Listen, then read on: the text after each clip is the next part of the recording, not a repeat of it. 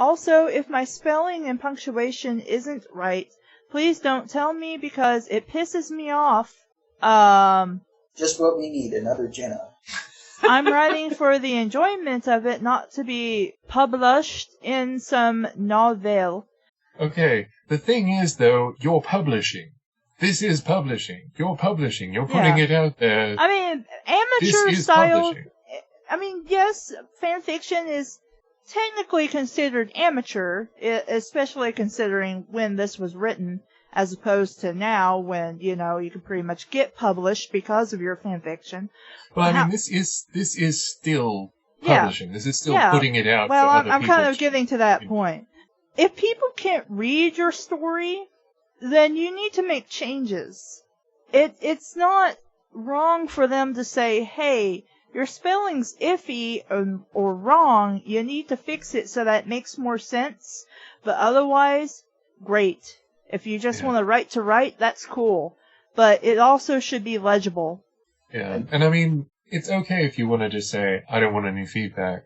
But don't don't make the justification for that be, oh, well, I'm not writing to be published or anything, because you are publishing it. Like, you're putting it out there for people to read. Exactly. I mean, just because we're not paying money for it doesn't mean it should just be whatever.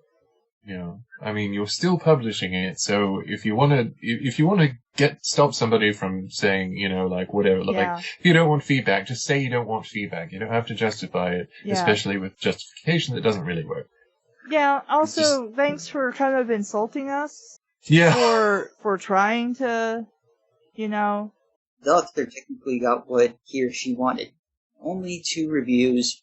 Well, for the most part, they kind of got what they want in comparison to what other authors who didn't want negative feedback wanted.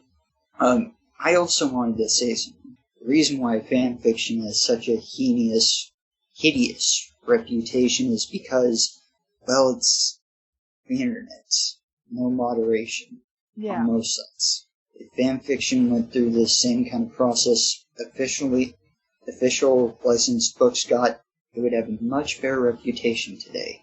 Honestly, I don't entirely agree. There's a lot of gatekeeper mentality in publishing, and a lot of the stuff done in publishing is I mean, have you listened to our 50 Shades of Grey review? Oh, that was originally fan fiction, and she just... Yeah, I know that.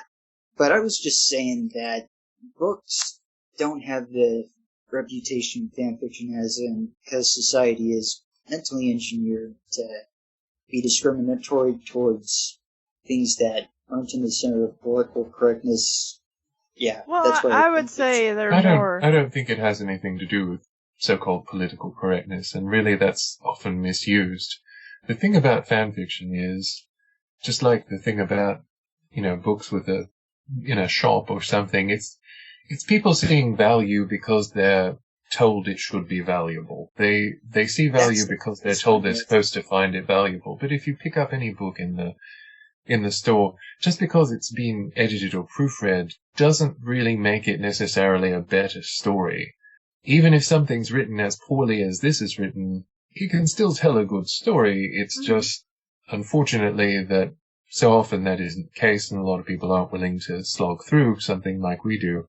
But there is a lot of stuff with, like, publishing and which is why I pointed out 50 Shades of Grey, which is notorious as both fanfiction and published work. Yeah, Hushicho basically said the point I was trying to make. They were basically told something and they followed it. Yeah. Like, I mean, again, it has nothing to do with being right or correct. It's just that there is a better way to go about it, and people, being as they are, which is lazy and selfish, tend not to do that and want to be compensated for doing nothing. Yeah. But, back to the story. And I find it's kind of my signature not to punctuate. I can see that, or really it's to punctuate strangely and not use capitalization at the beginning of sentences. Yeah, Space, period, so, space, period. even though, we have talked about, the state of publishing, the state of fanfiction, it is a big annoyance of mine when people try and play off like something that is just bad as, oh, it's my style. That can be true in some cases. Like, I know plenty of poets that work and like challenge what we know about punctuation and things like that and language, like use language in an experimental way or a daring way or something. But if you're using it as an excuse not to actually learn how to do it, yeah. See, some people, especially those who try to cover up their mistakes like that, are terrified of being seen as that they do wrong. Like, somebody's going to severely hurt them if they make even the tiniest little mistake when it comes to a creative work. Or even if they're not writing creatively and they're just posting on Tumblr or something. People have this intense fear of failing and doing wrong. But guys, it's okay. That's what my show tries to tell you. Just because it's anywhere from god-awful to just, something that's easy to fix, it's okay to make mistakes. In fact, it's courage to just go and do a thing, and then let's give you feedback so that maybe you can improve upon something, or decide, well, I really like this even though it's kind of wonky, so let's stay with this and try to work with it. I mean, in the end, it is your creative work, and you can do with it as you will, and write as you will, or draw as you will, paint, whatever. But really, you should not be afraid of critique or advice. And again, we've covered this on the show before, but if anybody's an asshole, just don't listen to them. And that's all that needs to be done. And like I said, I totally agree with people saying, I don't want any critique on this, or, this is exactly how I want it. Forget about it, or whatever. And if people don't listen to you, then, write them off. Just to hell with them.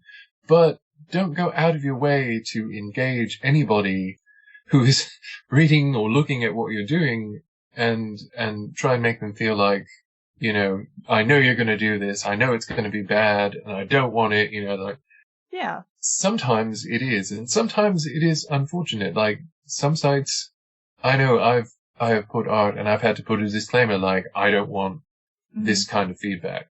And there are a lot of sites out there that don't let you, control that. Paper Demon is one of the few that I've found that lets you choose, like, what kind of feedback you're looking for. Like, if you want somebody to critique you in every way possible, then you can do that. If you just want positive or encouraging. And I think that's good, because a lot of the way that things are set up now, especially in the educational systems around the world, they are so brutal on what they call critique.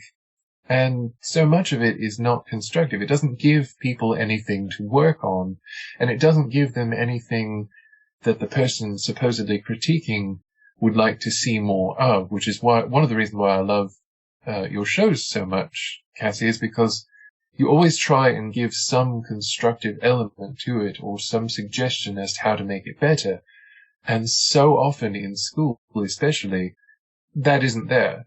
People just end up becoming basically traumatized by critique because there's such a pressure to perform, even when you're doing something for your own enjoyment or your own fulfillment, even if you're doing something that you want to direct that creative direction, you want to determine that creative direction in.